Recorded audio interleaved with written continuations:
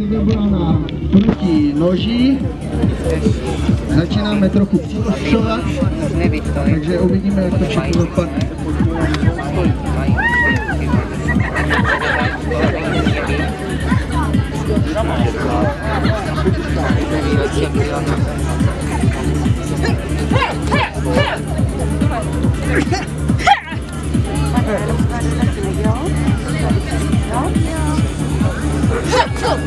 Mě už bolí kolena, takto. Trochu zpomalí.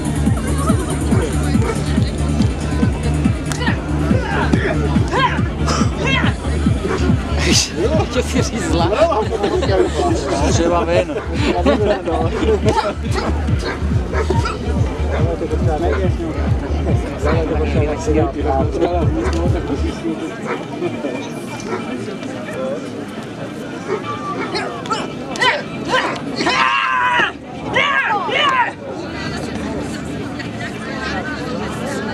Který apelují na naše mladé hasiče, vidíte, jak naše vedoucí to umí, takže doufám, že se tím hasiči budete chovat trochu jinak ode dneška. Ano, máte na starostí světů.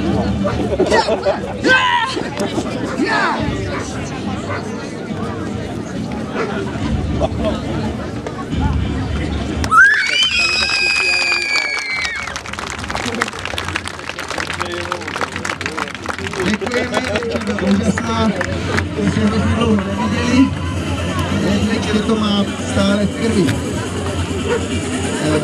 Následuje sebeobrana proti držení. Větší chlap, menší chlap, starší chlap, mladší chlap.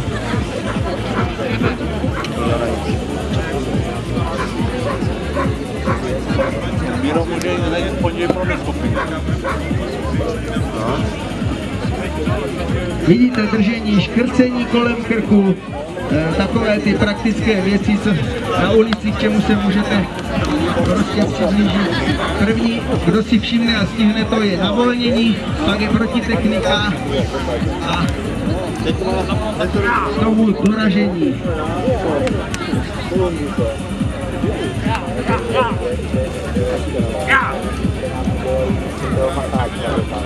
Zakončení parklava, buď zlomenina nebo nasazení páky odvedení.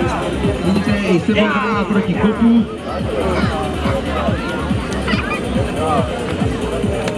Nádhera, děkujeme.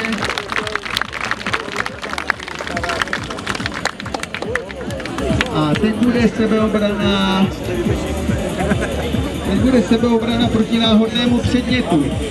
Já si vezmu počty předměty, 3 předměty. Učí se tady tohle se učí takzvaně jako drill, kdy se dotyčný začíná reagovat na rychlost při použití různého předmětu. Je to na krátkou vzdálenost, velmi rychle. Útočník si vybírá jakoukoliv zbraň, obránce musí co nejrychleji zareagovat. Takže zkusíme to s Mončou tady demonstrovat.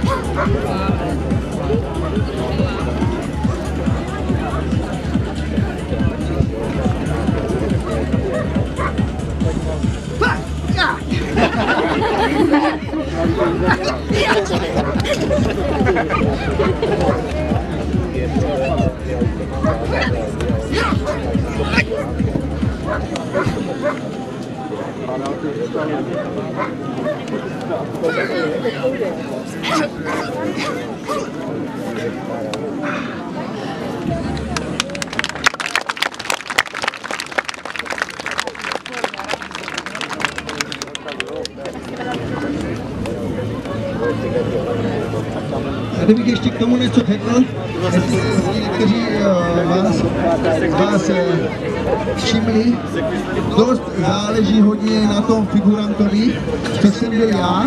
zvolí ten útočník, protože pokud jsem schopný reagovat na její protiútoky, tak většinou každý z vás by tam takzvaně chytl nějakou ťavku, by se mu něco zlomilo při tom pádu na zemi, si vyrazil, rozbil hlavu o parkety a tak dále. Takže není důležitý při tom tréninku, co dělá ta Monča, ta to má nagrilovaný. Ta to může dělat během v noci, ale ta druhá stránka, ta reakce toho figuranta, aby neodešel se zlomenýma žebrama. Další nám předvede sebeobrana proti zbraním a ještě tady máme nějaké překvapení, což bude nějaký dobrý výmysl. Uvidíme, co nám z toho vznikne.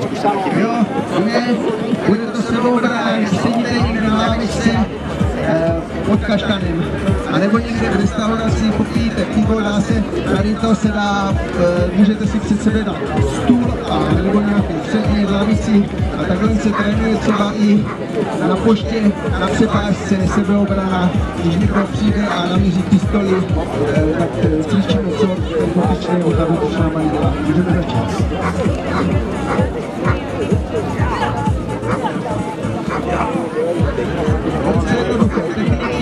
Vybírání soupeře, samozřejmě všechno se musí naučit,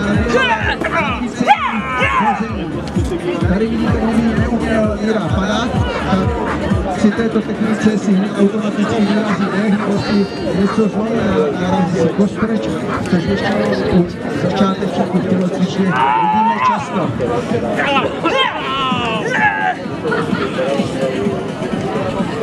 Zase by docházelo ke zlomeninám a co to tady budeme mít. Jo, ukázka pádu. Vidíte, takhle se učíme padat, tady je to na trávě, většinou to probíráme na parketách. Sebeobrana proti náhodnému předmětu. Děkujeme, pěkně si to vymysleli. Nyní bude následovat poslední věc, je to taková věc dlouhodobého nácviku. Já si zavážu oči a někdo z nich, máme ho určenýho, je napadne nějakým držením a já pak tady budu demonstrovat sebeobranu se zavázanýma očima. U nás to trénujeme z toho důvodu, že se vám může při sebeobraně stát to, že vám někdo stříkne pepřový sprej očí, vy potom nevidíte, ale někdo na vás skočí a začne vás škrtit, táhat, tak je velká pravděpodobnost, že byste se neubránili a je potřeba tady tu věc dělat. Za další se ten člověk to precizně naučí s těma zavázanýma očima reagovat, využívá se tam intuice člověka a další takové psychologické jevy, který je potřeba nacvičit dlouhodobým trénováním a cvičením. Takže já si zkusím zavázat oči.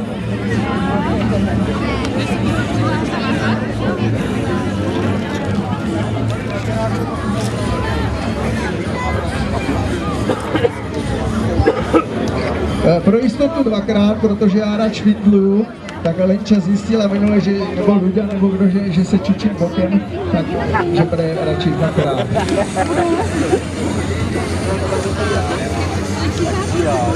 Ale to rozřešit nějak to máš to je pro koně, čemozerná.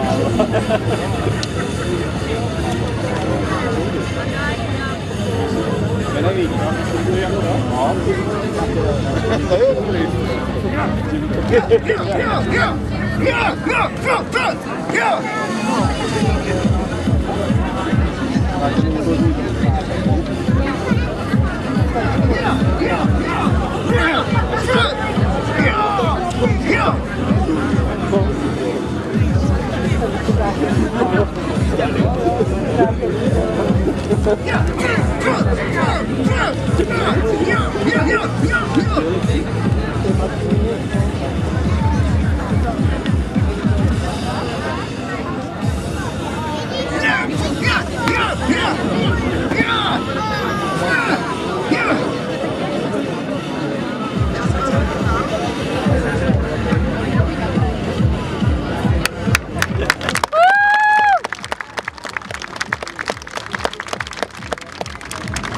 Tak to byla poslední záležitost. My vám děkujeme za potlesk. Já děkuji svému týmu, který je rozdělený jak z Přemyslovic, tak z Prostějováci jsou tady. Já jim moc děkuju, že přijeli. A i z toho Prostějova, nebo Franta z Díšovic dokonce. A vám taky děkuju. Samozřejmě, kdo si chcete něco učit, takže tady někde je reklamní letáček, je tam na mě telefonní číslo.